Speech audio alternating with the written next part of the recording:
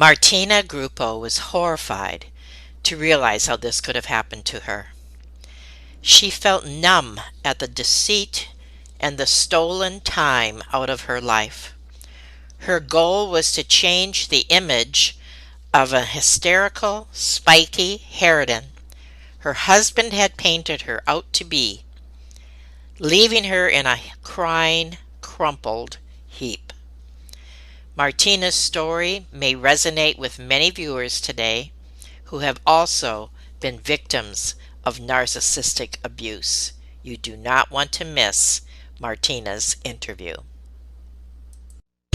Have you ever felt like giving up, quitting, throwing in the towel? Welcome to Never Ever Give Up Hope featuring Carol Graham. She's an author, health coach, and motivational speaker.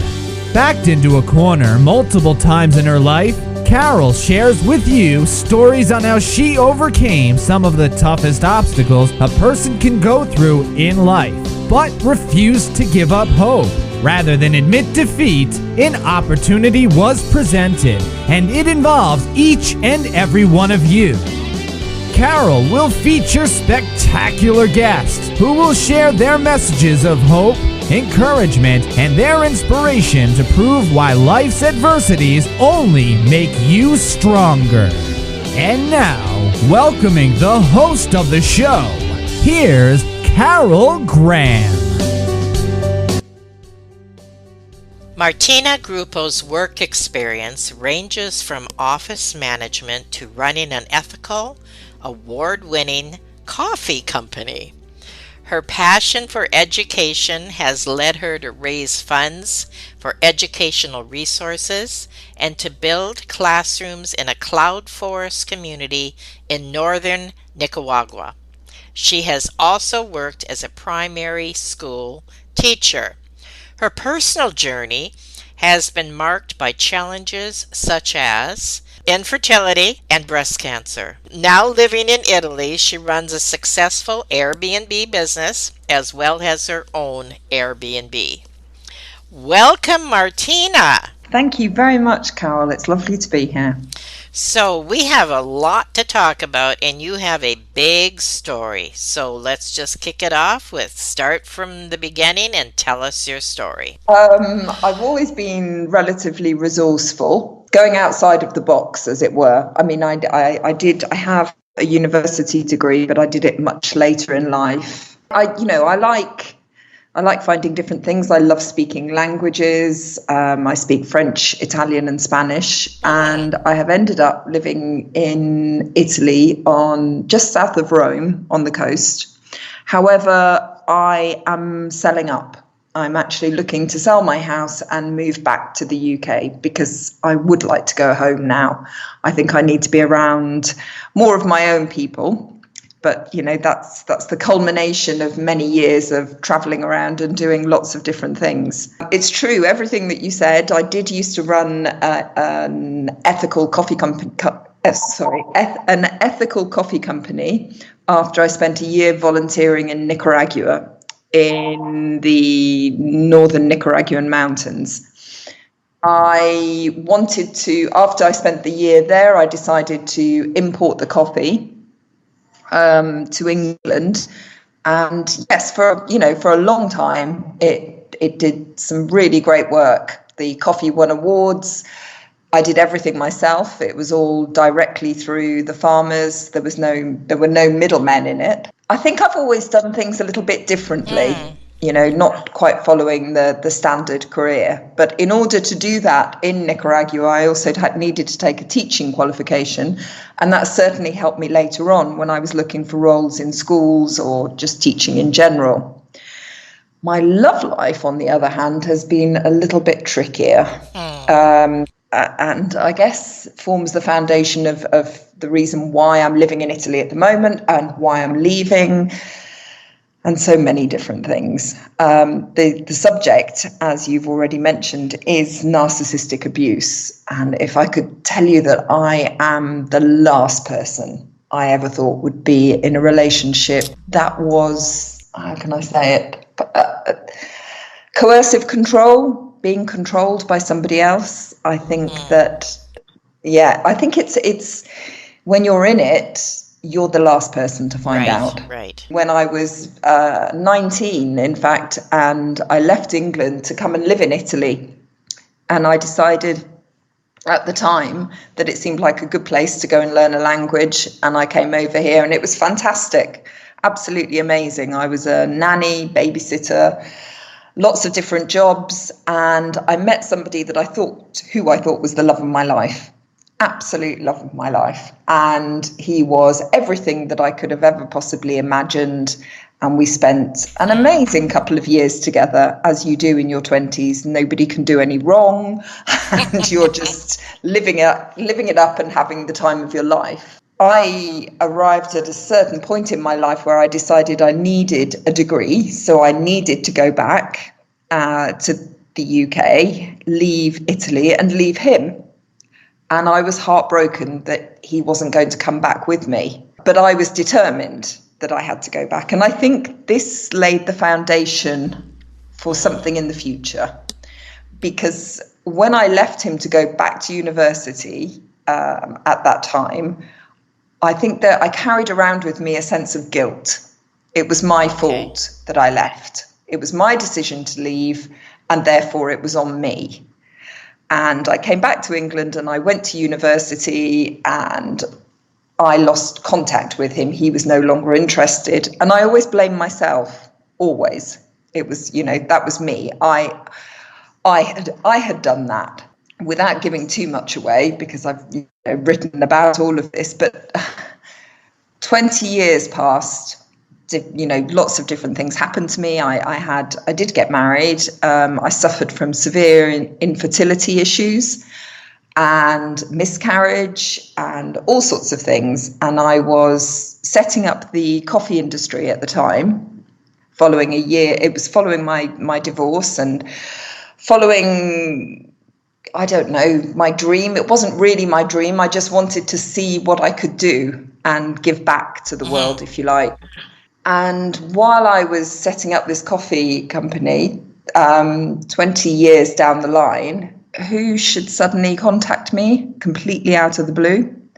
The one person I'd left behind in Italy all those years before. Really?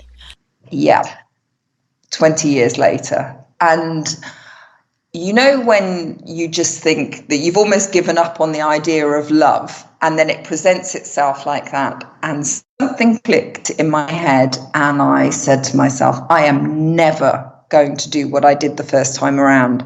I'm never letting this person go. Well, it almost destroyed me. Because when you feel so guilty the first time, you think, okay, well, I almost let it go the first time. Now I'm being given a second chance. He's contacted me. This is our opportunity to be together. This is the happy ever after that was missing from the first time round. And so I dived right in.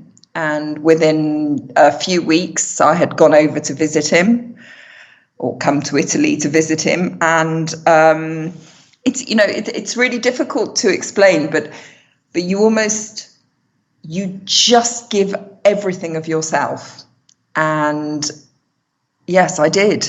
I really did. And I felt that because I was to blame the first time round for everything having gone wrong, for having been audacious enough to go back to England and pursue a qualification, a degree, and all that kind of thing, this time I would do everything in my power, everything I possibly could, to make sure it worked.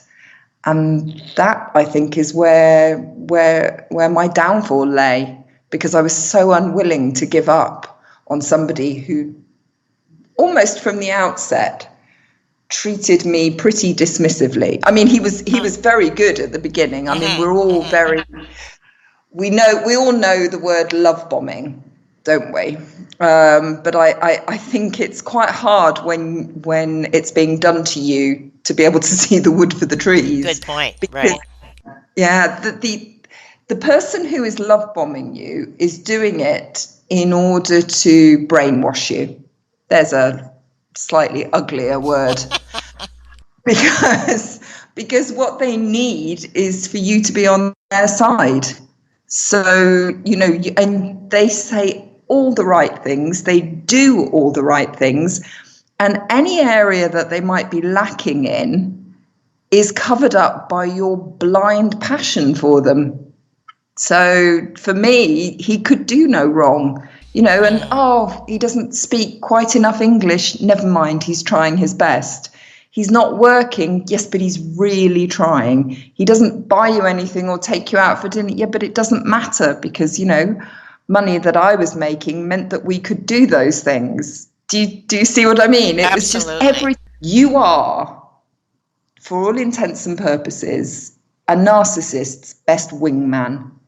They can get away with everything and anything by the fact that you are so desperate to cover up what they're doing without even knowing about it. That's why this whole thing about narcissism is so insidious, because it's like what's that gas that poisons you? Carbon monoxide. When you're being poisoned by a gas leak. Silent. Without even... You don't smell it. It's just there, right? Imagine that, just a really slow poisoning by something where you walk into your house every evening and you think everything's safe. But what you don't realize is there is poison in the atmosphere. And of course, the love bombing at the beginning, that dissipates somewhat because they get bored of that. But every single time, well, I'm talking about me, because one of the things that I've noticed, and I've talked to a lot of other people about this, is narcissists don't tend to prey. And I will say prey because they are looking for people to use, and they are predators. What they do is they look for the strongest. They don't look for the weakest because they can't get anything from them. They look for somebody who is strong and feisty and, fights for what they believe in. That really surprises me. Wow, I didn't realize that. Well, there's nothing in them for somebody that they haven't raised up on a pedestal. They can't do that. And they love mirroring. So they want you to represent something that by proxy makes them look really good.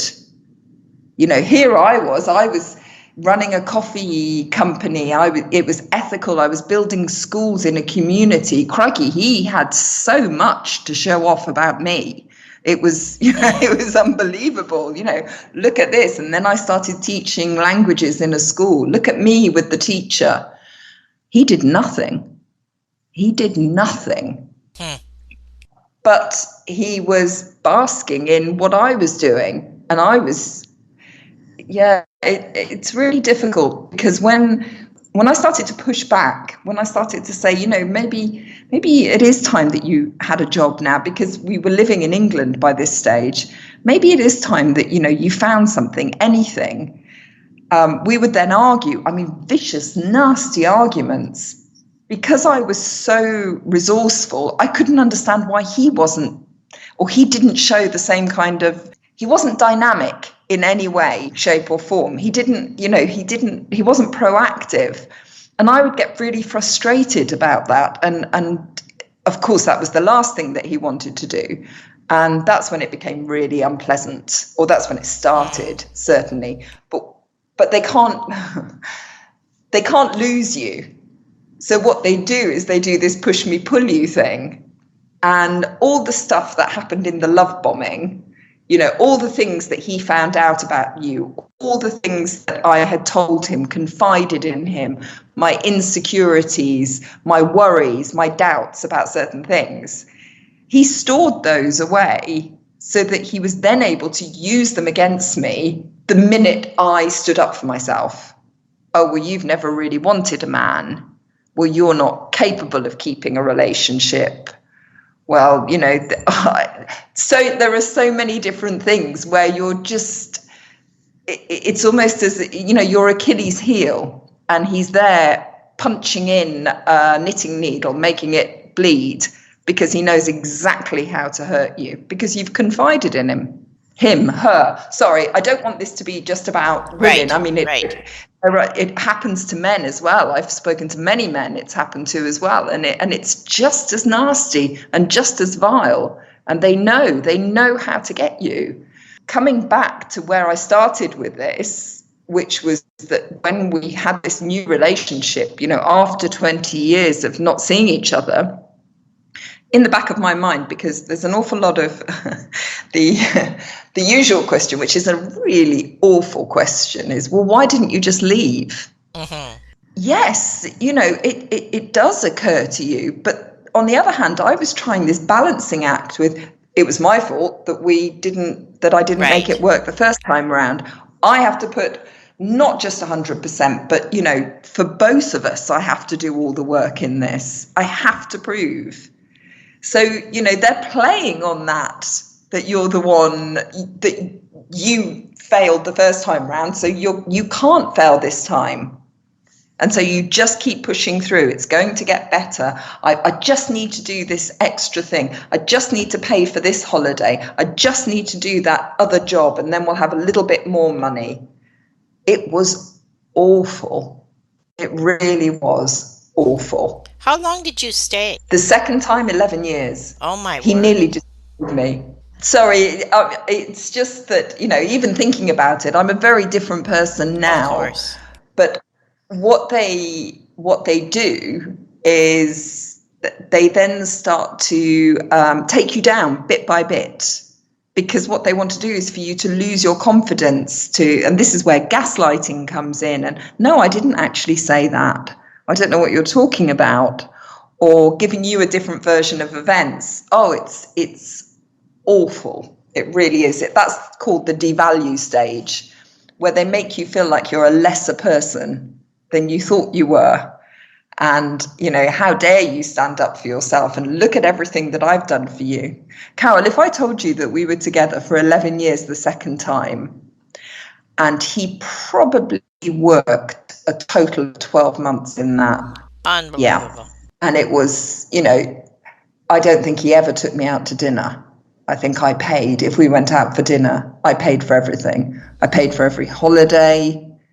Yeah, there was nothing there. And then I went through cancer, which apparently was very difficult for him. I had breast cancer. Yeah, that was, dear. yeah, it was tough. He doesn't like hospitals, you see. Okay. So, I'm not being flip. Laughing about this is the only way I can sort of look back on it, now. Do you think the breast cancer was part and parcel to the stress? 100%. Yeah. Yeah, I do. And my mother had died the year before, and I was just trying to hold everything together. I was going through a dreadful business arrangement where I had a very bullying boss who wanted to take over the company. I was worried sick about money. When you're in a partnership with somebody else, when you're in a relationship, you should be able to count on that other person. But I wasn't. I was holding it together for two people. And so, even the cancer, I felt like I had to appease him, don't worry about it. I'm going to be okay. It's not a problem. It was just a constant making sure that he was all right. And after the cancer, obviously, I wasn't quite the wife that he wanted me to be. So, we weren't married at that stage. He wanted to go back to Italy. And he sold it to me, we should go back to Italy. And yes, I thought, well, this is his turn now. We will go back, but he needs to get a job, which he did, and then proceeded to lose almost immediately. I think he lasted about 2 or 3 months there. Oh, and it's never their fault, ever. It's always somebody else's fault. I can believe that. Sorry? I said I can believe that. I've seen that happen, absolutely. They're the victim, to the point of the lies. Oh my goodness, the lies were unreal. I mean, of course, none of this I knew at the time, because you don't know this at the time because you blindly believe. Why would you think that they would lie? And the devalue continued. Oh, he took me down bit by bit. Everybody else was more important. Everybody else was a priority. I was nothing, just nothing. The only time I tried to put my foot down, well, I did put my foot down again, was when I took on a teaching contract up in the north. And I talk a lot about that in the book. And he hated me for that because he didn't want to go up there. But he wasn't offering an alternative, and I needed a job. I needed a career. I needed to do something. Yeah. So I went up and I taught in a primary school up in the north, and I was good at it. And then he told me how lucky I was that I'd found a job I liked.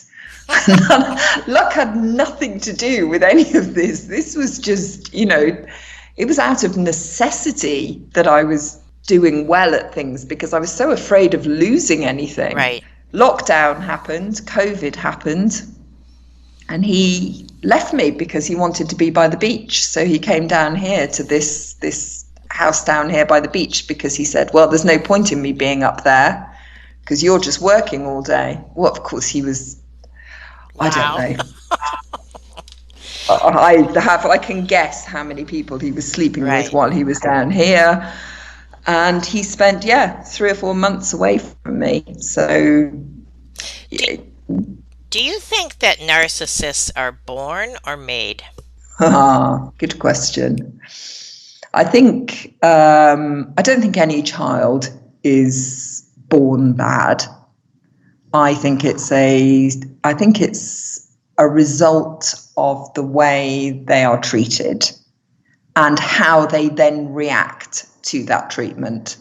I don't just look up memes or go on forums. I've read papers about it. I'm certainly not an expert or a psychologist or a therapist or anything else like that, but I read papers about it and it was like reading his autobiography. Wow. It was. Yeah. I think they, certainly in his case, he felt entitled. So he was very tall, very good looking, from the outset. I think his mother lost a child.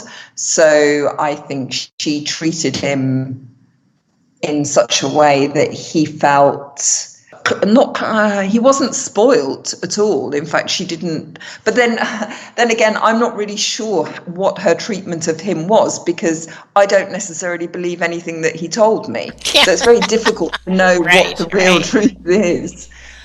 His sister and I get on very, very well, and she's very different, entirely different. She just doesn't understand it at all. She's the polar opposite. But I don't think they're born. I think they become who they are. Definitely. Okay, I appreciate that. Thank you. We're going to be talking about your memoir, of course, and we're also going to talk about your mission, which I'm interested in hearing. And you say you're not an expert, but you do have a lot of information, and so I appreciate that. But before we take a quick break, I'm just going to give the definition that you wrote me, actually, and I made a note of it, and I think it really struck me when I read it. So I'm going to read it for the audience now. And this is what you said. Narcissism is all too often incorrectly labeled. It is not simply bad behavior or infidelity. It is a systematic takedown of a decent, empathetic person until they are left empty and doubting their mind. To me, I thought about that because I know somebody very close to me who is a narcissist, whose marriage was split up. A lot of the things that you said, I totally related because I knew the backstory. And so I appreciate what you shared, and you share it from your heart, and you're sharing it because you want to help others. So we're going to take a quick break, and then we're going to talk about your book, and as I said, what you want to share for other people. We'll be right back. Carol Graham would like to show you the path from misery to miraculous triumph in her fast-paced memoir, Battered Hope. She relates her determination to succeed as someone who experienced one horrendous nightmare after another. Gang raped and left for dead, loss of a child, husband falsely imprisoned, and cancer. Nothing could break her tenacity or faith. No matter what you face, heartache, loss, suffering, or injustice, Carol will illustrate how she became a victor the same way you can. The secret is to never, ever give up hope. Order your copy at Amazon or batteredhope.blogspot.com. Appreciate Martina and what she has shared today regarding this. I almost wanted to say disease. Yeah, disturbance is a really good one. Pardon me? Or disorder, but I do know exactly what you mean. Yes, yes. And we're talking about narcissism, of course. So what I would like to ask you now is, what is your mission in helping others? And whatever you may be doing right now in any area. And also, we're going to talk about your memoir, your book. So what is your mission? To let people know that they are not alone and that they can leave and they can turn the light back on inside themselves. That, I think, sums up my mission with this. I had no idea when I was in it. I had no idea that there was even such a disorder such as narcissism. I thought it was a fairy tale about some god who looked in the water and thought he was really gorgeous. I thought it was a vain thing. I didn't think it was so psychologically damaging. I didn't know when I left that I had been a victim of abuse, of controlling abuse. I really didn't. And I think as I found out, as I started to realize and look back at my past and realize that so much of it, well, everything was built on a lie, I just felt so sad for people who were and are still there. You don't have to put up with that because you are in there. I had an amazing thing. I write a blog on Substack, and I had somebody who came to stay with me, a guest who came to stay with me. It was an amazing thing because she was asking me if I had a video of the house before it had been renovated. And I did. And I showed her the video of the house. And it was me towards the end of that relationship, towards the end of my marriage. It was about, 8-9 months before I left him. And her face, she was so horrified when she saw it. And she said, "Oh, tomorrow we're going to do another video and we're going to go around the house and show everything." And she was very bright and breezy about it. And I was a bit, "Oh, really? Do we have to?" kind of thing. But we did. And then she showed me the video and I burst into tears because it really is the before and after of what a narcissist does to you physically. And the video, even though there's 3 years difference, of course, the house looks completely different. But what was so shocking Thank you was for me. listening to Never And in the Ever second video, Give Up Hope, 3 years featuring later, I Carol looked Graham. younger and Did I you know looked like that the most light people has been switched succeed back because on they inside are me? determined to? It's unreal. Quitting was Give me a never an little option. indication of what you mean by the house look. Carol loves your comments The and house will looked respond different to because each I had one. bought it and So renovated please the whole subscribe place and review this myself. podcast. That A was one of rating the of things that 5 I did. stars would be So outstanding and the house, appreciated. when Remember, he was if doing you the are video, still when we were here, walking there around is it, always was a mess, hope. hadn't been touched for 50 odd years, was Oh, all I see. dust. Okay. And then as we walked around the house with this French lady who was here, you could see all the work that I had done. And it was like for like the video in terms of me showing it around. It was just unbelievable and so sad. I was happy at how I looked and happy at how happy I looked and everything in the second video. But in the first one, I don't even look like me. Oh my goodness. It's that awful. And that's what they do. They take Drain. away the essence of you. They drain everything out of you, I would think. Yeah, they do. And it's really awful. So my mission, and it's partly why I wrote the book, is to show people you are not alone, and you are not going mad either.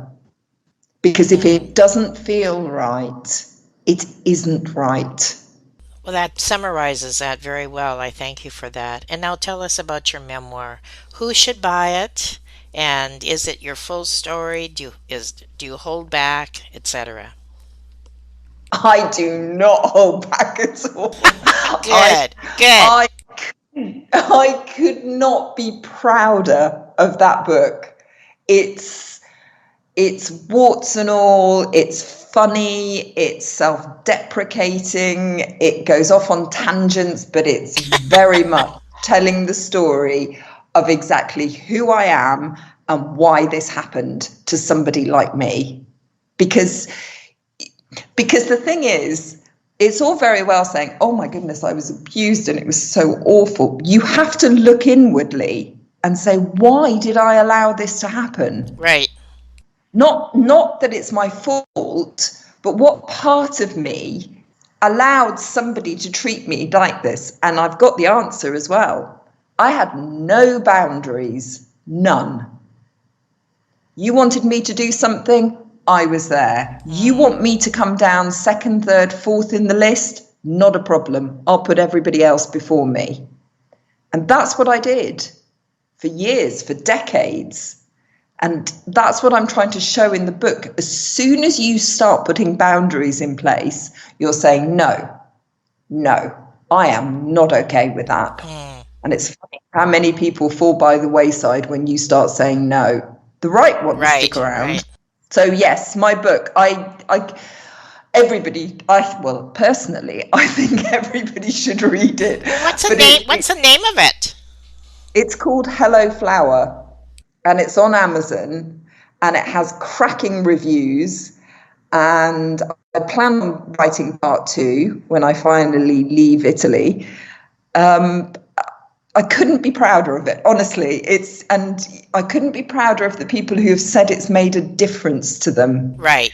And it does. It is hard reading. It is, because you want to reach into the pages and drag me out by the hair. You really do, as I give him chance after chance and opportunity after opportunity. But I do get there in the end. And when I do, it's revelatory, and it's also peaceful, That's really nice. It's really peaceful, because in the end you just say, no, I want peace. That's what I really want in my life. And sorry, I went off on one then, didn't I? I'm so sorry. No. How long has it been since the book came out? It came out last end of May, beginning of June last year. Okay. Yeah. So it's relatively new, but it's doing pretty well, considering I self-published. I did it all myself. Whole long learning curve of a journey. Of course. But I love it, and I'm very proud of it. I'm very proud of the whole thing, even the cover, everything. And so what's in the works? Oh, I can't tell you that. It's all a secret. Oh, okay. Oh, no, I can't. I actually can't. But yeah, some really exciting things. I'm going to sell my house. I would like to move back to the UK, probably to Wales. I'd like to carry on writing. I love my Substack page and writing just about general stuff. And I do plan on writing part 2, because so many people have asked me, because I think people want to know what happens next. Of course. Yes. That was my question. Exactly. I don't know. I actually don't know what happens next. Okay. That's the exciting part. Well, is there anything in conclusion that you would like to share? Any word of encouragement or anything that maybe we didn't touch already? No, but if you are in something like this, if you're listening and you are in something like this, trust your instincts. Don't accept something. If it doesn't feel right, it isn't right. And you are allowed to walk away, no matter how difficult that might feel like. So listen to your gut. Is that what you're saying? 100%. Okay. Yeah. Well, this has been enlightening, and I enjoyed the passion that you speak with. Thank you. Not only are you sharing from your heart with no holds barred, but you're also encouraging, and you have a sense of humor through it. And that's awesome and appreciated. So thank you for sharing all sides of your story. It's been my absolute pleasure. And I thank you again for being on.